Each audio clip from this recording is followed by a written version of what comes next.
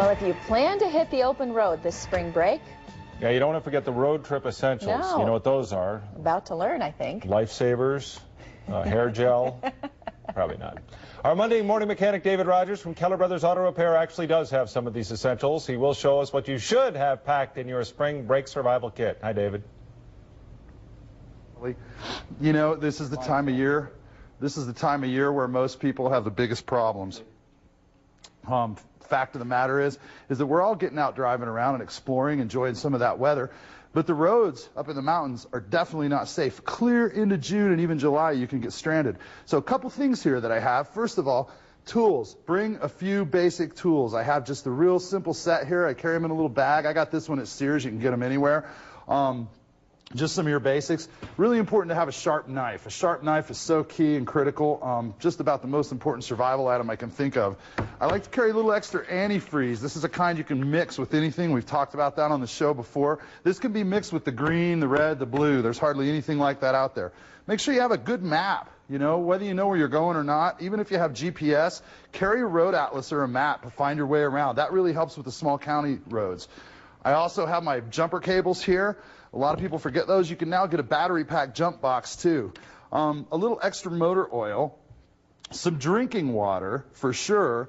I also carry some high-fat food like nuts. Really good thing to carry. Make sure you change those out every so often. They probably wouldn't taste very good if they stayed in there for a couple of years. Some warm gloves, a warm hat, and a warm coat. Even if it's 70 degrees, I can't stress this enough how critical these things are. It's not 70 degrees at night. The other thing to do here is to carry a candle inside a coffee can with a lighter. Finally, a shovel, and I used to carry this big awful thing. I got rid of it, and I got rid of my strike flares. And I carry these flare alerts. These are fantastic. If you have a breakdown, if you're stranded somewhere, these can be seen for 3 to 5, maybe 6 or 7 miles away. All you have to do is push a button, and they flash. They're just a few dollars a piece. You can find those on my website. There's a link there on MondayMorningMechanic.com. Finally, a flashlight. This is a nifty one because it has a work light included, and then it has a flashlight included, and then finally, a warning flasher, and Flare Alert carries those too, so it's really kind of a nice product, very lightweight.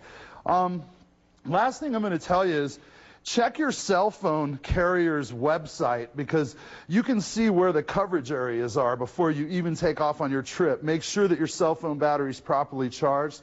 And you can also get a CB radio that's temporary that's small and lightweight, that's not permanently mounted in the car. So be safe and enjoy Colorado. I like the flashlight because it looks also like a lightsaber. Yeah. You know, Yeah. like say to come across a Darth Vader sort of person. You might need Exactly, that. Stormtrooper defense. Could I use think the that's force. neat. Yeah. You It never doesn't think make you'll that need cool that sound stuff. though. It's You a don't great get that. suggestion, David, as always. Thank you, David.